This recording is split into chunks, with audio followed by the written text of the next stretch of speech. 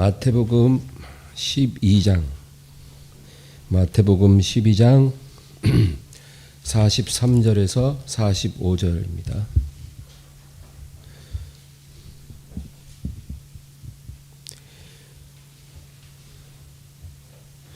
(43절에서 45절) 다 같이.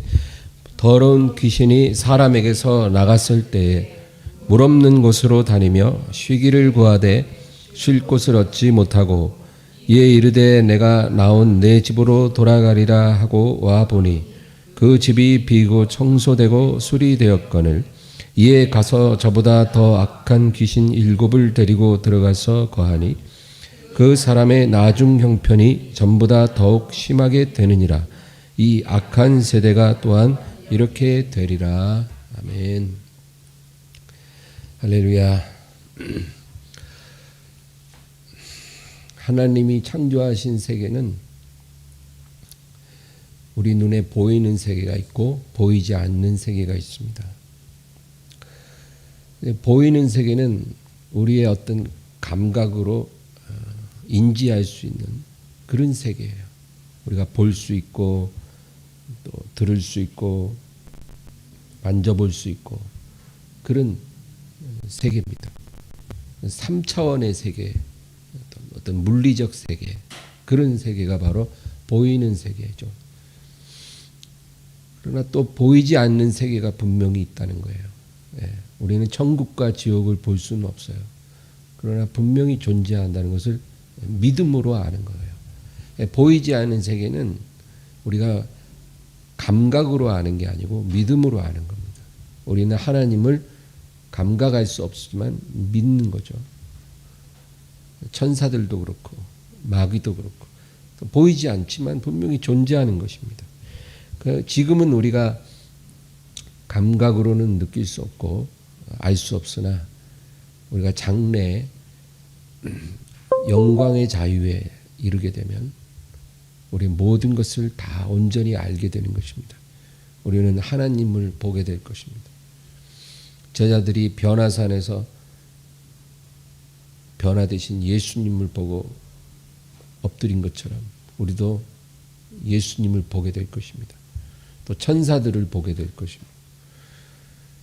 그리고 우리를 괴롭히던 어둠의 영들을 우리가 분명히 또한 보게 될 것입니다. 성경은 어둠의 세력이 있다라고 우리에게 얘기합니다. 여러분, 하나님은 선하신 하나님이지만 악한 영들이 있다는 거예요. 어둠의 세력이 있어요. 그 어둠의 세력의 정점에 마귀가 있습니다. 사탄이라고도 하는 이 존재는 원래는 대천사였어요. 천사들도 위계질서가 쫙 있는데 가장 높은 곳에 있던 그 대천사 중 하나였습니다. 그 루시퍼라는 대천사가 하나님을 영화롭게 하는 자리에서 떠나서 타락한 거예요. 그래서 마귀가 된 것입니다. 이 마귀는 이 세상의 권세를 갖고 있고 그리고 에덴 동산에서 아담을 유혹한 존재입니다. 뱀 속에 들어가서 하와에게 다가간 존재가 바로 마귀입니다. 그리고 욥기에 보면 하나님 보좌 앞에 가서 욥을 참소한 그 존재가 또 마귀고, 그리고 예수님에게 와서 3가지로 시험한 존재도 마귀입니다. 그러니까 성경에 마귀가 여러 번 등장을 해요. 그 마귀 밑에 악령들이 있습니다. 이 악령들은 타락 천사들입니다. 원래는 천사들로서 자기 위치를 지켜야 되는데 그 위치를 이탈하는 거예요. 무단 이탈해서 하나님을 거역하고 쫓겨난 천사들이 바로 이 악령들입니다. 이 악령들은 일부는 무저갱에 지금도 갇혀 있고 또 일부는 이 마귀의 수족이 되어 그 나라를 통치하고 있는 것입니다. 그래서 바로 이 마귀를 정점으로 악령들이 공중 권세를 잡고 있는 거예요. 에베소서 6장에 보면 너희의 씨름은 혈과 육의 싸움이 아니고 정사와 권세와 어두움의 세상 주관자들과 공중에 있는 악한 영들에 대함이라. 바로 이 존재들이에요. 그래서 이 악령들이 공중에서 권세를 잡고 있다. 그래서 이 세상은 근본적으로 그들의 소유물입니다. 물론 그 모든 것을 주관하신 분 하나님이시고 하나님이 허락한 영역 안에서지만 그렇다는 거예요. 마치 이런 거예요. 교도소 안에 많은 죄수들이 있어요. 그 죄수들 가운데도 막 서열이 있고 세력이 있고 뭐 그렇잖아. 힘 있는 죄수 있고 힘 없는 죄수 있고 막 그런데 자기들끼리 아무리 엎치락 뒤치락 해봐야 결국 그 교도소 담장 안에서 그냥 설치는 거죠. 교도소 밖으로 한 발자국도 못 나가요. 왜냐하면 그 교도소라는 울타리를 주관하는 권세자는 교도소장이거든. 그러니까 우리 하나님은 교도소장이에요. 그 교도소장의 관할 아래에 있으면서 자기들끼리 세력을 갖고 있는 거예요. 그 다음에 오늘 우리가 다루려고 하는 귀신들입니다. 이 귀신들은 어디서 유래했는지 알 수 없어요. 죽은 자의 영은 결코 아닙니다. 여러분 죽은 자의 영혼은 이 세상에 떠돌 수 없어요. 반드시 하나님이 지정한 곳으로 이동하는 거지 세상에 떠돌 수 없습니다. 이 귀신들은 누구냐? 몰라요. 근데 귀신들은 공중에 있는 게 아니라 이 땅에 있는 존재들이에요. 공중에는 악령들이 권세를 잡고 있고 그들은 타락 천사들이에요. 그러나 귀신들은 이 땅에 없는 곳이 없어요. 근데 그들은 타락 천사는 아니에요. 그리고 떠돌아다니는 것보다 한 곳에 머물러 있기를 좋아한다는 것. 그게 우리가 알 수 있는 거예요. 한 곳에 머무는 걸 좋아해요. 그러니까 귀신들이 좋아하는 곳이 있다 그 얘기예요. 그래서 자기가 마음에 드는 곳을 찾으면 거기 머무르려고 해요. 마치 그 노숙자들이 또는 거린들이 자기가 마음에 드는 딱 장소를 잡아서 거기서 밤낮 자잖아요. 그렇죠? 공원 벤치 여긴 내 자리 그러면 그냥 거기서 밤낮 자듯이 귀신들의 속성이 그렇다 그거죠. 어떤 사람에게 성령이 들어오시면 우리가 예수님을 영접하면 성령이 들어오십니다. 성령 세례 받는 거랑은 또 달라요. 일단 영접하면 성령님이 내주하십니다. 근데 성령이 들어오면 그 사람 안에 있던 그 귀신들이 혼비백산해요. 그러나 혼비백산하지 할 뿐이지 떠나는 건 아니에요. 성령이 들어온다고 귀신들이 예를 들어 한 50마리가 있다. 50마리가 다 떠나는 게 아니라 한 4마리 정도 떠나고 나머지는 그대로 남아있는 거예요.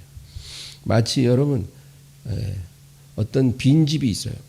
주인 없는 빈집이 주인이 한 10년간 외국에 나간 거예요. 10년간 외국에 나가면서 이제 문을 잠그고 갔어요. 10년간 불이 꺼져 있는 집이에요. 그때 10년 만에 주인이 딱 들어와서 불을 탁 켰어요. 그랬더니 막 온 집안의 바퀴벌레들이 막 있다가 불 켜지니까 막 구석으로 다 달아나는. 어떤 바퀴벌레들은 꼼짝 않고 있기도 하지만 대부분 막 이리저리 흩어지겠죠. 불이 켜지니까. 바로 사람 안에 성령이 들어오면 귀신들이 그런 반응을 보인다. 그러면 여러분 집안에 그렇게 막 벌레가 많으면 어떡하겠어요? 그냥 이 중에 어떤 사람 분명히 까무라칠 사람이 있을 거예요. 근데 보통 사람들은 쓰레바짝 가지고 보이는 대로 다 때려잡죠. 일단 다 때려잡고 그 다음에 이제 대대적인 소독을 하고 그죠? 그러면 일단 눈에 보이는 바퀴벌레들은 다 사라지겠죠. 그러나 10년을 비워놓은 집이기 때문에 벌레가 많아요. 수시로 한 마리씩 튀어나오게 돼 있어요. 그러나 주인이 6개월 정도를 정말 그 집에서 청결하게 살면 6개월 지나면은 벌레들이 거의 안 보이게 되는 거예요. 여러분, 이게 영적인 원리랑 똑같아요. 그리고 그 주인이 청결한 사람이면 주인이 사는 동안에는 벌레가 이제 안 나타납니다. 나타나면 바로 쓰레빠짝으로 때려잡히니까 나타날 수가 없어요. 그렇게 청결한 집을 유지하다가 이제 언젠가는 집이 너무 오래되면 이제 재건축하겠죠. 바로 우리도 그렇게 주님이 재림하시는 날 재건축될 줄로 믿습니다. 우리의 이 육신 위에 영원한 몸을 하나님이 덧입혀 주신다고 약속을 하셨습니다. 오늘 본문은 이 귀신의 속성을 우리에게 말해주는데, 여러분, 벌레와 귀신이 닮은 점이 많아요. 벌레들은 물리적으로 더러운 곳에 모입니다. 냄새나고 불결한 곳, 그리고 사람이 살지 않는 곳일수록 벌레들이 더 많아져요. 근데 귀신들도 영적으로 더럽고 냄새나는 곳에 모입니다. 그냥 아무데나 퍼져 있는 게 아니에요. 귀신들도 벌레랑 비슷해서 더러운 곳, 냄새나는 곳, 그리고 주인이 없는 곳, 그런 곳에 귀신들도 모이는 거예요. 우리는 어떤 장소에 귀신들이 많을 것으로 생각합니다. 그렇죠? 어떤 영화 보면 흉가에 귀신 나오고, 그렇죠? 또 공동묘지 이런 데 가면 귀신이 많을 것 같잖아요. 어떤 특정한 음산하고 그런 장소에 귀신들이 있을 것 같으나, 여러분, 사실 귀신이 가장 좋아하는 곳은 사람입니다. 사람만큼 더러운 곳이 없어요. 사람만큼 냄새나고, 그렇죠? 죄를 씻지 않는 그런 더러운 곳이 따로 없어요. 귀신들은 더러운 곳, 죄가 많은 곳을 좋아하기 때문에 어떤 장소보다 죄를 범하는 사람을 더 좋아해요. 그래서 그 사람 안에 거하는 겁니다. 우리가 도박장 같은데 또는 동성애자들이 모이는 그런데 가면 귀신이 많아요. 왜 많냐면 귀신의 소굴이 된 사람들이 모이니까. 그곳에 귀신이 많은 거예요. 그러니까 귀신이 제일 좋아하는 장소는 더러운 사람이라는 거예요. 그래서 어떤 사람이 나이 30살에 예수님을 딱 영접해서 이제 교회로 들어왔어요. 그러면 겉보기에 그 사람이 아무리 멀쩡하고 또 굉장히 교양 있고 고상해 보여도 그냥 그 사람은 귀신의 소굴이다 생각하면 돼요. 30년 동안 주인이 없는 집에 벌레가 얼마나 많겠어요.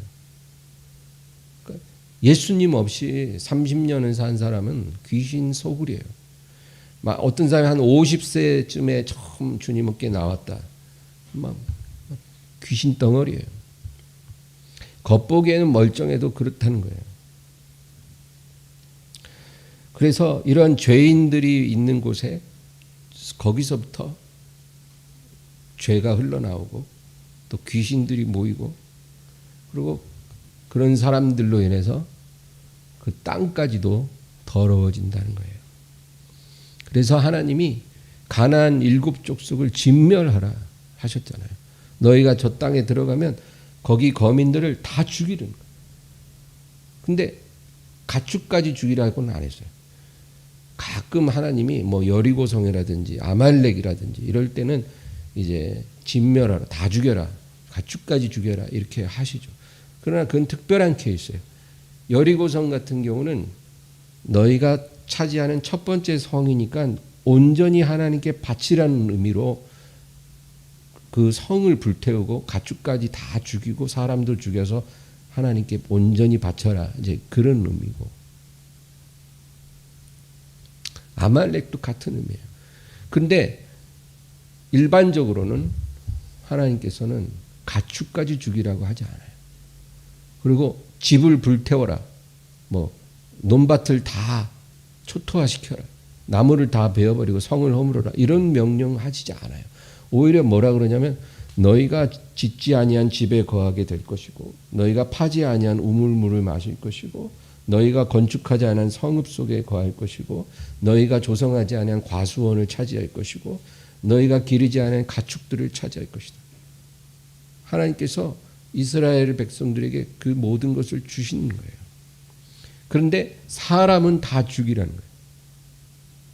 남녀노소 할 것 없이 다 죽여라. 절대로 그들을 살려두고 그들과 언약을 맺어서는 안 된다. 왜 그러셨을까요? 여러분, 귀신들이 그 죄악 가운데 살아온 가나안 7족속 그 사람에게 바글바글 하거든요. 귀신들이. 그러니까 그들을 살려두면 그들과 교류하면 귀신과 교류하는 거예요.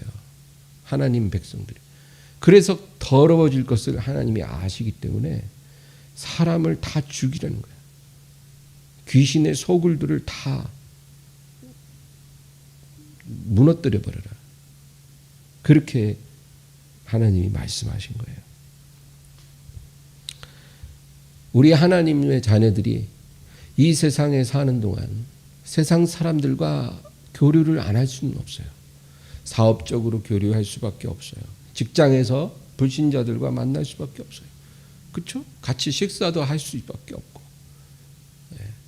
그런 일을 우리가 피할 수는 없으나 그들과 언약을 맺고 그들과 아주 가족처럼 친밀하게 지내고 또 그들과 결혼하는 일은 하지 말아야 한다는 거예요. 그게 하나님의 뜻이에요. 예나 지금이나 똑같아요. 우리가 그들과 친밀하게 지내고 그들의 딸을 며느리로 맞이하고 그들의 아들을 사위로 맞이하고 그들과 결혼하면 귀신과 교제한다 하게 된다 그 얘기예요. 그래서 여러분 그거는 그런 거를 조심해요. 교회 장로님 권사님들이 사위 며느리 맞을 때 안 믿어도 조건만 좋으면 그냥 막 결혼시키더라고요. 그런 일들이 얼마나 많은지 몰라요. 그거는 안 돼요. 고린도후서 6장에 그리스도와 벨리알이 어찌 섞이겠느냐. 믿지 않는 자와 멍에를 매지 말라 그러시고 그리스도와 벨리알이 어찌 섞이겠느냐. 그러니까 성령과 귀신이 어찌 합해지겠느냐 그 얘기예요. 믿지 않는 남자와 믿는 여자가 부부가 된다는 것은 그냥 신자와 불신자가 결혼하는 게 아니에요. 성령과 귀신이 한 몸 된다는 거예요. 그러니까 하나님의 자녀는 성령의 거처고 믿지 않은 사람은 귀신의 소굴인데 그 두 사람이 부부가 된다는 것은 어떻게 성령과 귀신이 합쳐질 수 있겠느냐 그 얘기예요. 바울 사도가 그러지 말라는 거예요. 오늘 말씀을 다시 보겠습니다. 43절 한 절을 읽겠습니다. 더러운 귀신이 사람에게서 나갔을 때 물 없는 곳으로 다니며 쉬기를 구하되 쉴 곳을 얻지 못하고. 더러운 귀신이 그가 오래 머물던 사람에게서 어쩌다 쫓겨났다는 거죠. 그거는 그 사람이 예수님을 영접했다는 거예요. 그러고 나서 이 귀신이 바깥에 돌아다녀 보니 마땅한 곳이 없더라는 거예요. 자기가 오래 머물던 그 사람만큼 죄 가운데 사는 사람만큼 그게 편안한 안식처가 없는 거예요. 어디를 가봐도 그만한 장소를 못 발견했어요. 그래서 다시 돌아와 본 거예요. 근데 집이 깨끗하게 청소되고 수리된 거예요. 아주 자기가 있을 때는 완전히 막 귀신이 봐도 귀신 나올 것처럼 지저분한 집이었는데 잠깐 나갔다 와보니까 깨끗해졌네. 완전히 리모델링 해가지고 완전히 다른 집이네. 너무 깨끗하지. 빛이 번쩍번쩍. 야, 이거 웬일. 근데 문도 안 잠겼어. 활짝 열어놓고 주인도 없네. 야, 이게 웬 떡이냐. 나만 살긴 아깝다. 자기보다 더 악한 귀신 7을 데리고 들어오는 거예요. 그래서 결국 뭐라 그러시냐면 나중 형편이 이전보다 더 심하게 되더라. 예, 그 얘기죠. 이게 영적인 원리예요. 우리가 예수님을 영접했을 때 귀신들이 나갑니다. 그리고 남아있는 귀신들도 있어요. 그들도 내보내야 돼요. 근데 만약에 우리가 그 노력을 하지 않고 우리가 안일해지면 그러면 어떻게 되냐면 나간 귀신이 다시 들어와요. 그리고 자기만 오는 게 아니라 전에 없던 귀신까지 데리고 와요. 그래서 한번 은혜를 받는다는 것은 생명의 축복이기도 하지만 굉장한 위험성이 있는 거예요. 왜? 옳은 길로 안 가면 더 심한 상황이 오는 거예요. 이것을 주님께서 우리에게 경고하고 계십니다. 우리 베드로후서 2장을 한번 찾아볼까요? 베드로후서 2장. 베드로후서 2장 20절에서 22절. 2장 20절에서 22절 읽겠습니다. 만일 그들이 우리 주 되신 구주 예수 그리스도를 알므로 세상의 더러움을 피한 후에 다시 그 중에 얽매이고 지면 그 나중 형편이 처음보다 더 심하리니 의의 도를 안 후에 받은 거룩한 명령을 저버리는 것보다 알지 못하는 것이 도리어 그들에게 나으니라. 참된 속담에 이르기를 개가 그 토하였던 곳에 돌아가고 돼지가 씻었다가 더러운 구덩이에 도로 누웠다 하는 말이 그들에게 응하였도다. 아멘. 그러니까 참 이 개가 토했는데 그 토에서 더러워진 그 토사물을 다시 찾아와서 다시 핥아 먹는다는 거예요. 아, 이거보다 맛있는 건 없어. 얼마나 더러워요. 근데 이런 모습이 우리에게도 일어난다는 거예요. 그래서 만일 그들이 우리 주 되신 구주 예수 그리스도를 알므로 세상의 더러움을 피한 후에 다시 그 중에 얽매이고 지면 그 나중 형편이 처음보다 더 심하리라. 예수님 말씀하고 같은 얘기예요. 하나님 말씀을 한번 받고 그 은혜를 경험한 사람이 주님께 계속 나아가야 돼요. 물론 중간에 넘어질 수도 있어요. 주저앉을 수도 있어요. 그래도 계속 그 방향으로 나아가야 돼요. 그게 살 길이에요. 근데 만약 그 사람이 다시 예전의 삶으로 돌아가면 그가 처음에 주님 앞에 나올 때보다도 더 그 형편이 안 좋게 될 거라는 거예요. 영적으로 더 심한 황폐가 다가올 거다. 더 많은 귀신들이 그에게 들어가게 될 것이다. 그걸 말씀합니다. 여러분, 사람이 처음 하나님께 돌아오면요, 아까 말한 것처럼 그 귀신 몇 마리는 바로 나가요. 예수님 믿는 순간 몇 마리는 나가요. 그러나 대부분은 그대로 있어요. 그들은 혼비백산할 뿐이지 떠나지는 않아요. 그렇게 쉽게 떠날 리가 없어요. 여러분 30년, 40년을 산 곳인데 그렇게 만만하게 쉽게 떠나겠냐고요. 그 귀신들이. 어지간하면 안 떠나요. 강한 힘으로 쫓아내기 전에는 안 떠나는 거예요. 그래서 우리가 예수님을 영접하고 나서 그냥 그대로 머물러 있으면 다시 원위치 되는 거예요. 그 구원을 받았다가도 그 구원을 잃어버리는 거예요. 그래서 내 안에 들어오신 성령의 역사가 점점 커져가야 돼요. 점점 그 성령의 역사가 커져가고 또 성령의 임재하시는 그 시간이 점점 길어져야 돼요. 우리가 영적으로 그렇게 거룩해져 갈 때에 귀신들이 약한 놈들부터 하나씩 떠나요. 이거는 평생 일어나는 거예요. 만약에 처음에 그 사람에게 50마리 귀신이 있었다면 처음 영접했을 때 한 4마리 나가고, 그러고 나서 오랜 세월을 거쳐서 한 마리씩 떠날 수도 있고 아니면 더 들어올 수도 있는 거예요. 약한 놈들부터 나가요. 그러나 센 놈들이 있어요. 그런 놈들은 자기 정체를 딱 숨기고 마치 자기가 존재하지 않는 것처럼 그 사람을 속여요. 그리고 안 나가요. 그 사람이 장로가 됐을 때까지, 권사가 됐을 때까지, 목사가 됐을 때까지도 그 안에 머물러서 안 나가는 귀신들도 있다는 거예요. 그러나 우리 안에 역사하는 그 능력이 커질수록 결국 그들도, 그 귀신들이 다 떠나갈 수밖에 없다라는 거예요.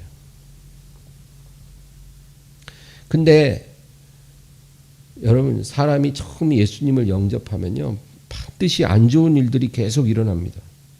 그건 확실해요.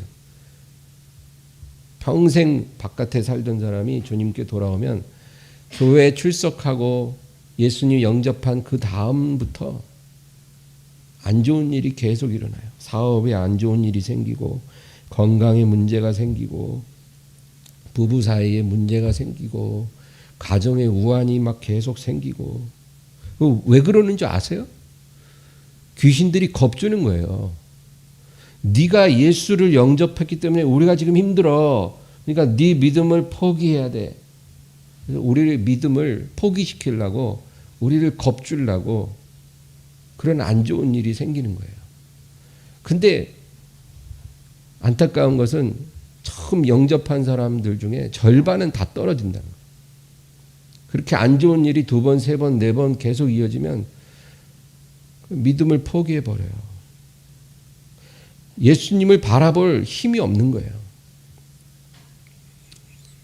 그래서 그 문제 속에 파묻혀서 살다가 그 문제 해결되면 다시 안 돌아오고 예전에 있던 그 삶으로 돌아가는 거죠.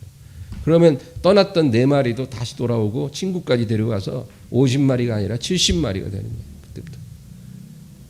이런 일이 일어나서는 안 되겠죠. 그러나 이런 안 좋은 일들을 이겨내고 믿음을 지켰다면 이제 그때부터는 갈등의 시간이 시작이 됩니다. 이게 무슨 말이냐면, 예전에는 예수님 없이 살 때는 내 마음에 아무렇지도 않았던 것들이 이제는 꺼림직해지는 거예요. 마음이 불편해지는 거예요. 친구들과 만나서 즐기고 술 마시고 하던 것들도 옛날에는 그냥 아주 나의 스트레스를 해소하는 삶의 그냥 아주 건전한 유의에 불과했는데, 예수님이 들어오고 나서부터는 그런 모임이 그렇게 즐겁지도 않고 뭔가 불편해지는 거예요. 뭔가 내가 있어야 될 자리가 아닌 거예요. 그래서 주님, 내가 이 자리를 나가는 것이 잘못된 건가요? 그렇게 물어보면 주님이 꼭 그래 그러시는 것 같아요. 그래서 자꾸 갈등이 생겨요. 오래된 죄의 습관들, 잘못된 어떤 성품들, 나는 원래 다혈질이야 하면서 그냥 조금만 수틀리면 소리부터 빽 지르는 그런 사람인 거예요. 그 옛날에는 자기나 남이나 다 그냥 원래 성질머리가 저래 이러고 살았는데, 예수님 믿고 나니까 그렇게 화내는 게 부끄러워지는 거예요. 뭔가 이건 아닌 것 같은 거예요. 이런 식으로 우리가 예수님을 믿으면 성령이 우리 안에 들어오시고, 그리고 성경 말씀이 우리 안에 이렇게 심어지는 역사가 일어나요. 옛날에는 이 성경을 펴도 눈에도 안 들어오고 목사 설교 들어도 아무 느낌이 없었는데, 우리가 이제 은혜를 받고 성령님이 내 안에 들어오시게 되면 성경 말씀이, 설교 말씀이 꽂히기 시작해요. 그리고 내 양심이 죽었던 것이 살아나서 그 말씀과 내 양심이 갈등을 느끼는 거예요. 어떤 상황에 대해서. 더 이상 내가 이렇게 하면 안 될 것 같아. 그러나 그렇게 느낀다고 해서 바로 그 사람이 그 모든 것이 변화되는 게 아니죠. 그렇게 느끼지만 갈등하지만 자꾸 무너져요. 내가 주님 다시는 그 장소에 가지 않겠습니다 하지만 또 가게 되고, 내가 그 행위를 하지 않겠습니다 하지만 또 그렇게 하게 되고, 수없이 무너지는 거죠. 여러분, 이런 상황이 지극히 정상적인 거예요. 수십 년간 하나님 떠났던 죄인이 하나님께 돌아오면 이런 과정을 다 겪는 거예요. 근데 우리가 이제 선택을 하는 거예요. 내가 이렇게 자꾸 결심하고 무너지고 하는데 그래도 이 길이 옳은 길이니까 이 길로 계속 내가 실패를 하더라도 포기하지 않아야 되겠다. 이렇게 생각할 수도 있고, 아니면 지금 내 마음이 너무 괴로우니까 그냥 적당히 타협을 해야 되겠다. 합리화를 해서 요거는 괜찮은 거야. 요거는 괜찮은 거야. 담배는 끊어야 되지만 술은 좀 한 잔씩 마시고 적당히 살아도 괜찮은 거야.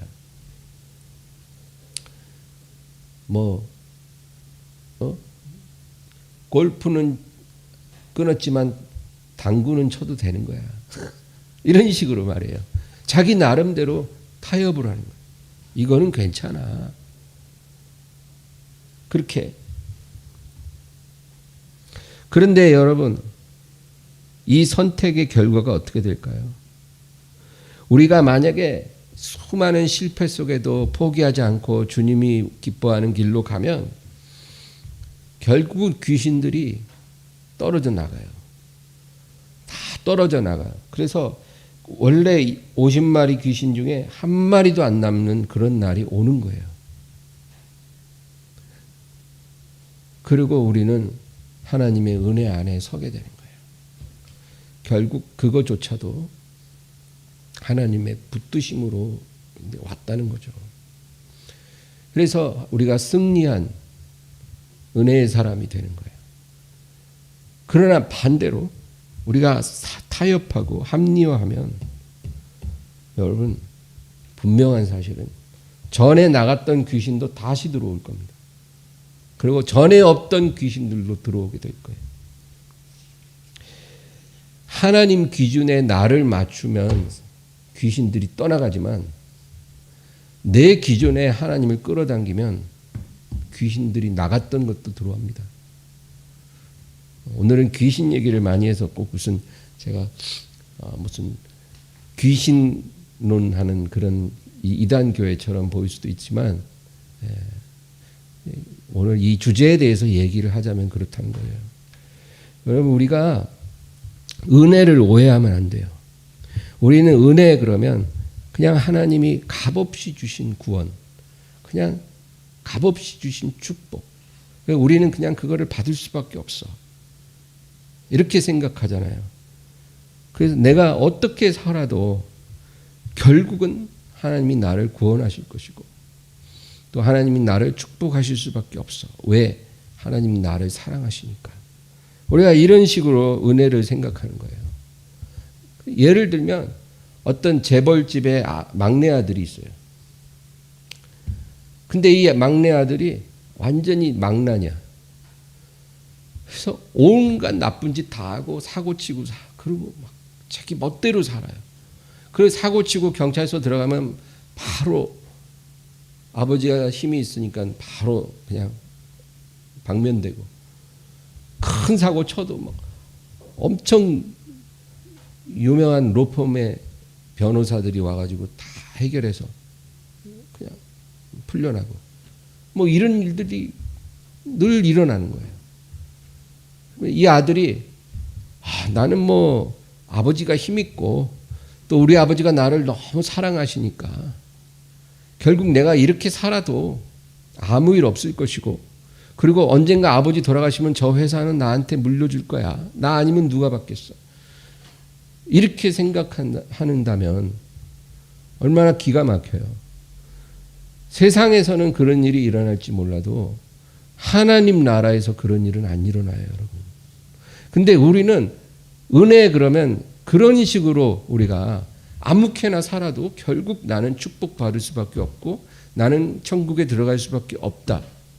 왜? 하나님 나를 사랑하시니까 나를 버리실 리가 없어. 근데 이런 이 잘못된 은혜에 대한 개념으로 인해서 너무나 많은 사람들이 죄악된 길을 회개하지 않아요. 패역한 길에서 돌이키려고 하지 않고 자기의 그 잘못된 길을 걸어가면서도 자기가 하나님 은혜로 결국은 구원받을 거라고 믿는다는 거예요. 그러나 이 사람들 다 여러분 지옥에 떨어집니다.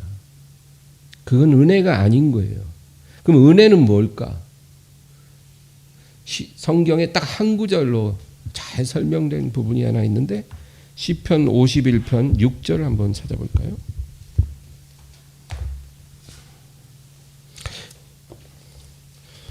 (51편) 6절 다 같이 읽겠습니다. 보소서 주께서는 중심이 진실함을 원하시오니 내게 지혜를 은밀히 가르치시리이다. 이 시편 51편은 특별하죠. 다윗이 밧세바와 간음하고 나서 약 1년 후에 나단 선지자가 찾아와서 책망을 합니다.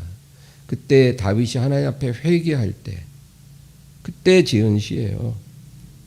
근데 다윗이 이 엄청난 죄 가운데서 하나님 앞에 회개를 했는데 뭐라 그러냐면 주님은 중심이 진실함을 원하시오니 그렇게 고백하는 거예요. 여러분 다윗이요 이 엄청난 죄를 짓고도 그가 하나님 앞에 회개하고 용서를 받았어요. 그리고 그가 회복이 됐어요. 왜 그렇게 됐을까요? 다윗은 중심의 진실함으로 하나님께 회개했다는 거예요. 이게 중요한 거예요. 우리가 어떤 죄를 지었고 어떤 잘못을 저질러 넘어졌느냐 이게 문제가 아니고 우리가 어떤 형편없는 그런 밑바닥에 있을지라도 어떤 모습으로 어떤 마음으로 하나님께 나아가느냐가 그게 관건이에요. 다윗은 중심의 진실함으로 회개했어요. 여러분 우리가 아무리 죄로 오염되고 우리가 처참한 밑바닥에 있을지라도 이런 중심의 진실함으로 회개하고 하나님 사랑을 포기하지 않으면 하나님께서 우리를 은혜로 일으켜 주셔요. 할렐루야. 정말 우리가 하나님만 바라보고 하나님 제가 이렇게 죽을 죄를 지었으나 내가 하나님을 의지합니다. 하나님 내가 주님을 사랑해요. 내가 이렇게 부족하고 더럽고 추한 죄인이지만 그래도 제가 하나님을 떠날 수 없어요. 하나님 나를 깨끗게 하실 분은 하나님 한 분이에요. 하나님 외에는 나를 깨끗게 하실 리도 없고 구원하실 리가 없어요. 나를 도와주세요. 나를 다시 회복시켜 주세요. 나에게 정직한 영을 새롭게 해주세요. 이렇게 고백하며 나아가면 하나님이 우리를 은혜로 일으켜 주십니다. 전적인 은혜로. 그러나 우리가 그런 은혜에 거하기 위해서 반드시 다윗과 같은 중심의 진실함이 있어야 된다는 거예요. 그런데 어떤 사람이 늘 죄와 타협해. 뭐 하나 자기가 저지르고 싶은 죄가 있으면 이거는 하나님도 다 이해해 주셔. 자기 나름의 합리화를 시키고 하나님보다 자기 자신을 더 사랑해요. 그런 마음으로 살면서 여러분 이렇게 사는 사람 너무 많아요. 교회 안에. 그러면서도 나는 은혜로 구원받았습니다. 하나님의 은혜가 나를 지켜주시고 이끌어 주실 것입니다. 이렇게 말하는 사람들이 많다는 거예요. 그러면 과연 그렇게 될까요? 안 그래요. 심각한 결과를 가져오는 거예요. 이거 정말로 우리가 주의해야 될 거예요. 하나님의 은혜는 이런 식으로 진실함이 눈꽃만큼도 없는 죄인을 위해서 주어지는 게 아니에요. 히브리서 10장을 찾아보겠습니다. 히브리서 10장 26절에서 29절 26절에서 29절 시작. 우리가 진리를 아는 지식을 받은 후 짐짓 죄를 범한 즉 다시 속죄하는 제사가 없고 오직 무서운 마음으로 심판을 기다리는 것과 대적하는 것을 태울 맹렬한 불만 있으리라. 모세의 법을 폐한 자도 두세 증인으로 말미암아 불쌍히 여김을 받지 못하고 죽었거든. 하물며 하나님의 아들을 짓밟고 자기를 거룩하게 한 언약의 피를 부정한 것으로 여기고 은혜의 성령을 욕되게 하는 자가 당연히 받을 형벌은 얼마나 더 무겁겠느냐. 너희는 생각하라. 여러분, 이게 구약 성경의 얘기가 아니라 신약 성경의 말씀이에요. 그러니까 은혜를 그냥 무분별하게 우리가 적용하면 절대로 안 돼요. 우리가 진리를 아는 지식을 받은 후 짐짓 죄를 범한 즉 다시 속죄하는 제사가 없다. 이게 짐짓 죄를 범한다는 게 뭐 우리가 살다 어떤 유혹을 못 이겨서 죄인 줄 알면서 그냥 이렇게 우리가 무너질 때 있잖아요. 그렇죠? 사람이. 네. 여러분 그런 적 없어요? 죄인 건 알지만 우리가 그 순간에 무너질 때가 있는 거예요. 이런 죄는 우리가 정말로 통회하는 마음으로 하나님 앞에 회개하고 나와서 뉘우치고 그리고 다시는 내가 이런 일을 반복하지 않겠으니 도와주소서. 이렇게 우리가 회개하고 나면 회복이 돼요. 네. 그러나 여기서 얘기하는 짐짓 죄를 범한다는 것은 아예 죄를 용납하고 살아가는 거예요. 하나님이 기뻐하지 않는 죄를 내 스스로 딱 합리화해서 내 삶에 받아들이고 그냥 그렇게 살면서도 하나님을 섬긴다고 하는 사람들이 있다는 거예요. 네. 이런 사람들 많거든요. 이런 사람들은 어떻게 될지 그 운명을 지금 말씀하고 있는 거예요. 여러분 레위기 14장에는 문둥병을 정결케 하는 방법이 나와 있어요. 어떤 사람이 문둥병에서 나음을 받으면 그는 먼저 제사장에게 가야 돼요. 제사장에게 가면 그 제사장이 그 사람을 정결하게 해요. 다시는 문둥병이 재발하지 않도록.